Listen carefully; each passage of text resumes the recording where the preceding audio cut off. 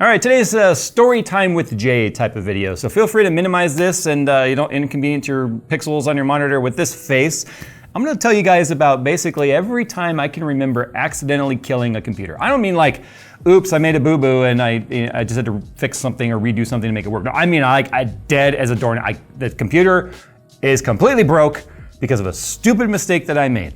And to start the stories, we gotta go way back. I'm talking like the 90s. So my first story, we gotta go all the way back to the early 1990s. Yeah, we're talking the era of frosted tips and Converse and holes in the knees of your jeans and skateboarding and yeah, I really dated myself here. Anyway, the first PC I can remember killing wasn't even mine, unfortunately. It was my dad's, and it was a Pentium 2 or 3. It's when the CPU was actually a cartridge. It was actually a cartridge CPU that sockets right into the motherboard. Well, it was mainboard at the time. And this is the era of actually daughter boards and all this other stuff that was very much why motherboards were called motherboards. Anyway, I remember trying to socket it in, but for some reason I didn't have it lined up properly, and I just forced the crap out of it. And what ended up happening was when I was pushing down on it, it slipped and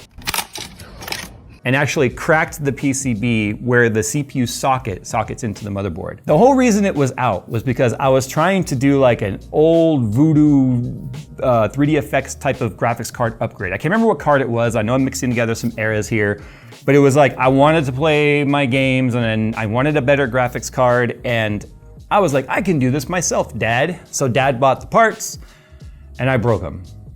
So that's actually the earliest memory I have of breaking a computer. All right, so the second PC I remember killing, we gotta fast forward a little bit, about the 2000, 2001 era. We're going to the Pentium D, the very first multi-core processor I ever had, the Pentium D. Oh man, what a time to be alive. I was super excited. I saved up some money, right? I mean, I had a job at this point. I was, 19 years old, I think at the time, going on, maybe 19, going on 20. Saved up some money, ran down to my local PC club. If y'all remember PC Club, shout out. It was like the spot to go to get your computer parts. It was like the OG place, in my opinion. Anyway, I go in there, I pick out my Pentium D. Now the Core 2 Duo technically was like right on the horizon. I should have waited for all intents and purposes. I should have just waited for the Core 2 Duo, but I didn't. I got a Pentium D, and the D just standing for dual, as in dual core. Anyway, I got my... Dumb. I made it dumb. We'll talk about that in a sec. So I had an Asus motherboard. I can't remember the model number. It was P something, something was like a yellowy color. I remember it had a NVIDIA like actual like chipset on there. I don't remember the exact specs. Anyway, I get my processor installed and I go to install my power supply, but damned if back then things weren't keyed as safely as they are today. So it was easy to actually be able to mix up graphics supplemental power like AGP power and it was actually PCI at the time. It was a multi-card, it had an AGB slot and a PCI slot. Anyway, you could actually take the CPU power and the graphics power and interchange those. Do you know what's different? There were 4-pin plugs back then. There were 4 pins for both. Do you know the only difference is between those two? Is the pin out for ground and 12 volt. They were backwards. Why it wasn't standardized is beyond me. Anyway, I plug in the power for the CPU. I plug in the power for the graphics. I build my system. I plug in the power on the back. I flip on the power supply and I push the power button. And I just heard a little, followed by the little blue smoke smell. Now there was no smoke, but I had the smell. And I was like, oh crap, I just killed my processor. I actually didn't kill the processor. Upon taking it apart and doing an inspection, I killed what I think might have been the North Bridge, or at least a supplemental EEPROM or something to the North Bridge, because one of the flat chips that was on the motherboard didn't have a heatsink on it, had a nice new bubble dome on the top of it. So I backfed power through that thing incorrectly because of the way that the CPU power and the graphics power were swapped backwards. Fortunately, I didn't kill the CPU, and fortunately, I didn't kill the GPU, but I did kill the motherboard. I'm not proud of this, but I boxed my motherboard back up, took it down to PC Club, because I had just been there 2 hours ago, right? They remembered me, I knew the employees down there. Walked down there, And I drove down there, came in with my box and said, you guys, here's my receipt. I just bought this 2 hours ago. I think maybe it's dead on arrival. I don't know, it's just not working. And back then when you did a return, they tested it. They plugged it in and everything. And of course they plugged everything in the right way and nothing happened. And the whole time I'm like, please don't notice the nice new dome chip. And they didn't. And they were like, oh, okay, well, and they swapped it and sent it and gave me a new one and off I went. That time I was very careful to check like which plugs were going in where. And I continued shopping there from then on, hoping that when I came in the next time, they're like, you're that guy that gave us the motherboard you blew up and then we had to pay for it. Now I'm pretty sure they just sent it back to Asus and that's that. But this is an era where you could actually interchange cables accidentally. Now, if you look at cable, they were just square pins. They weren't keyed. Now we have the square, or you have the more of a trapezoid looking one, and then you've got the block off pin to make sure things can only go one way. This is a reason. I'm a reason why things only go one way. Don't take that the wrong way.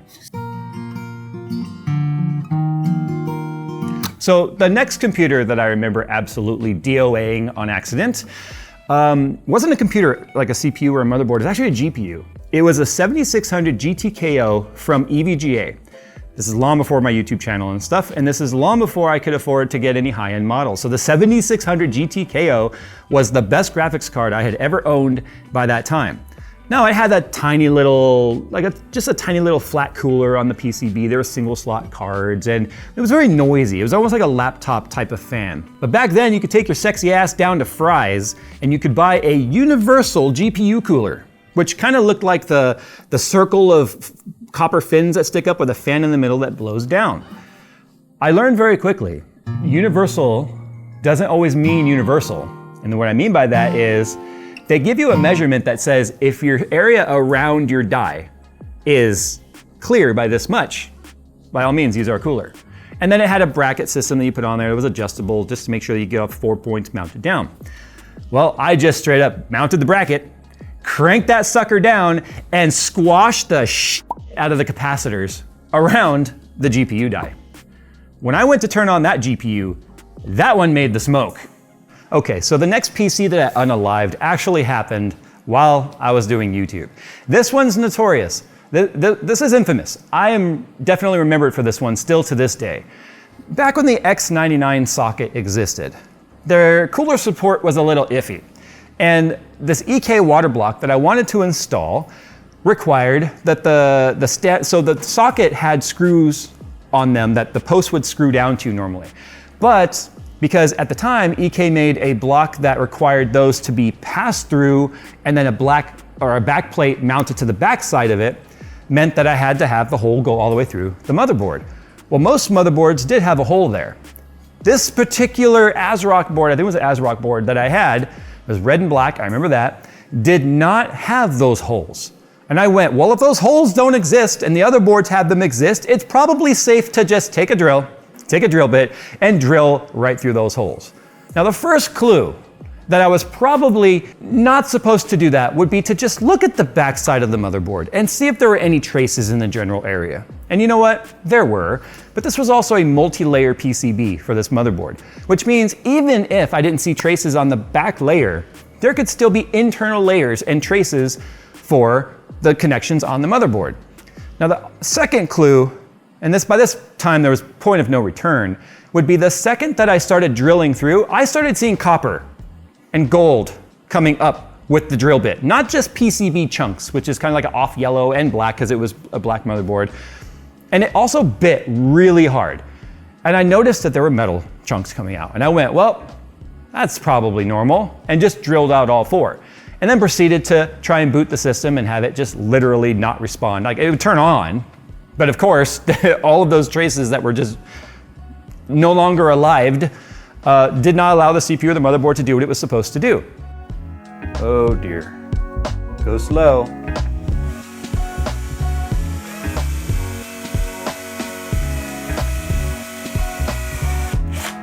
I drilled right through some of the traces. Oh man.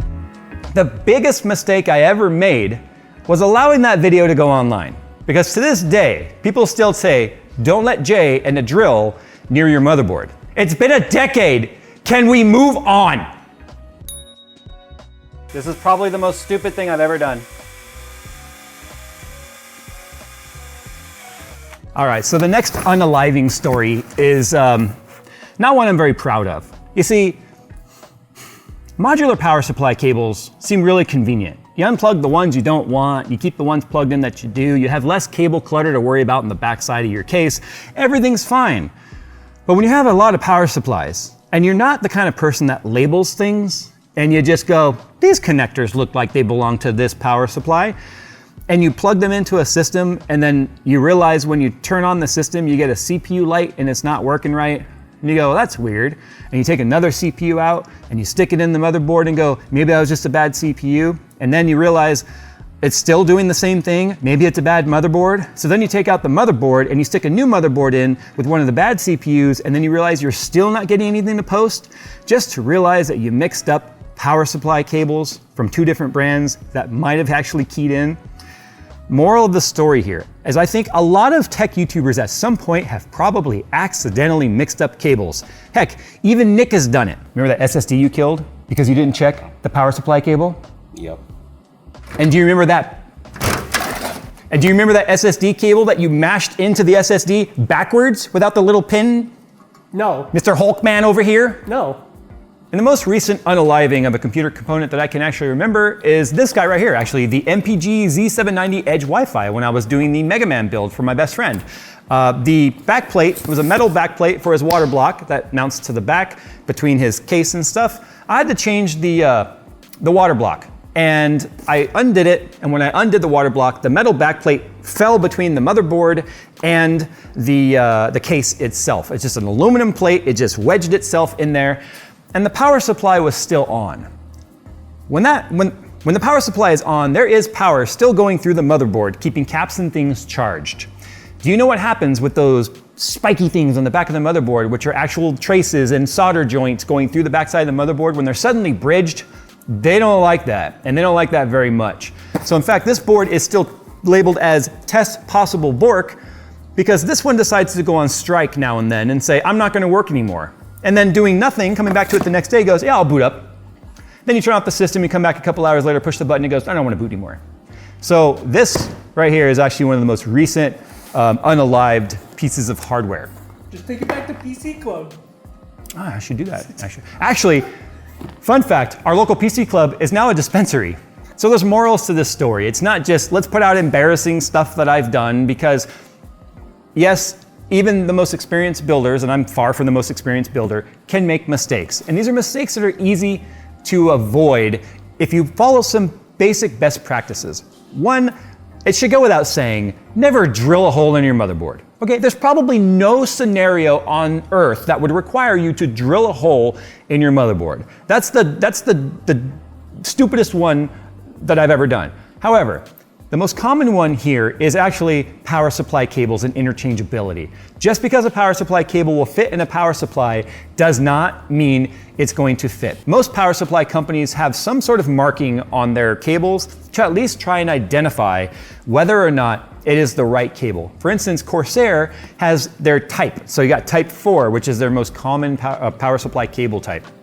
And you can look up which power supply cables and their types, type 3, type 4, use which power supplies to make sure they don't become interchangeable. Because you can't say this Corsair power supply cable works with any Corsair power supply. It doesn't work that way, because power supply companies use different ODMs or manufacturers to make their power supplies for them.